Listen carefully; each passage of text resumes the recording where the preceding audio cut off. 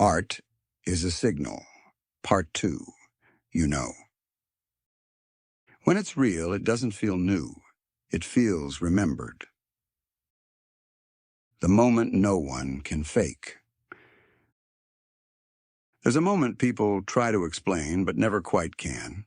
Not attraction, not curiosity, not even love, at least not the version we've diluted into something convenient, something else. A recognition. Across thousands of years, different civilizations, different languages, different systems of power, humans keep describing the same moment with the same words. I knew. This isn't romance. It's pattern recognition. Before doctrine, before markets, before modern psychology, there was signal detection. Call it instinct, call it awareness, call it memory. Plato framed it as something we lost and spend our lives recovering. Each of us is always seeking the half that matches him. Not discovery, not construction. Recognition. Power has always moved in pairs.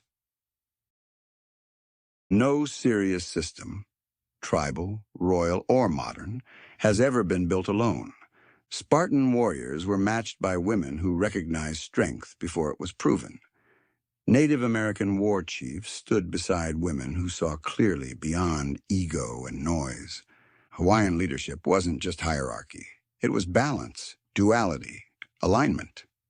Even now, behind every decisive leader, there is almost always someone who knew who they were before the world did. Not because of status, because of signal. Religion didn't debate it, it locked it in. Across traditions, the conclusion converges. Destiny, union, recognition. My beloved is mine, and I am his. Song of Songs.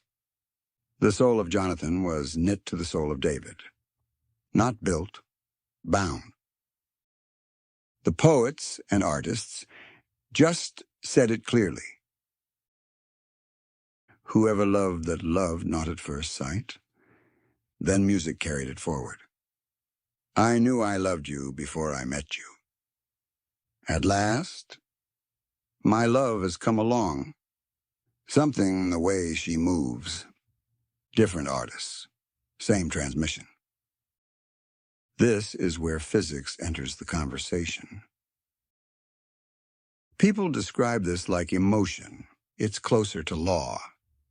At the most basic level, reality operates on polarity, positive/negative, charge/field, mass/gravity, spin/counterspin. Opposites don't just attract metaphorically. They resolve tension in the system. Magnetism doesn't debate alignment. It executes it. Quantum level, before observation. In quantum mechanics, systems exist in probability until interaction collapses them into reality. Two constants, entanglement, separate entities, one state. Collapse, interaction defines outcome. That moment people describe as I knew resembles collapse. Before, infinite possibilities. After, one reality, instant. Gravity doesn't ask for permission. Mass bends space. The larger the mass, the stronger the pull. Black holes don't chase. They reshape the environment so everything moves toward them. When two people with enough presence intersect, there is no negotiation phase. There is curvature. Polarity, the missing piece. Most people look for similarity. That's surface. Real force comes from complementary polarity. Pressure/calm. Structure/flow. Logic/intuition. Fire/ground. Not identical. Balanced tension. That's what creates movement. Markets, macro and mispricing. Same structure appears in markets. Real signal is rare. When it appears, it's obvious. It's early. It feels irrational to act on. But those who understand systems don't hesitate. They recognize it. The best trades, like real connections, aren't overanalyzed. They're executed. Signal versus noise. Most of what people call love is noise, convenience, validation, timing, proximity. This is different.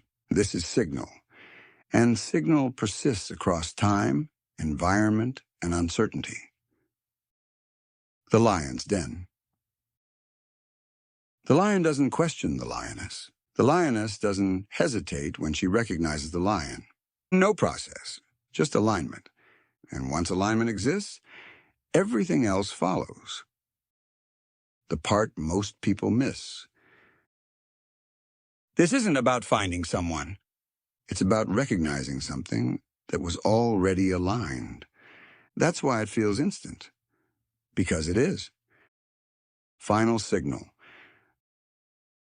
Across philosophy, religion, physics, markets, and culture. The same truth keeps surfacing. Not I think, not I hope, not we'll see. I knew. Closing for the one who already knows. Some people will read this and try to understand it. Some will debate it. Some will reduce it to biology or chance. That's fine. This wasn't written for them. It was written for the one person who doesn't need an explanation, because she felt the exact same moment at the exact same time, and somewhere in all of this, without needing to say it out loud, she made me feel at home before I knew what home could feel like.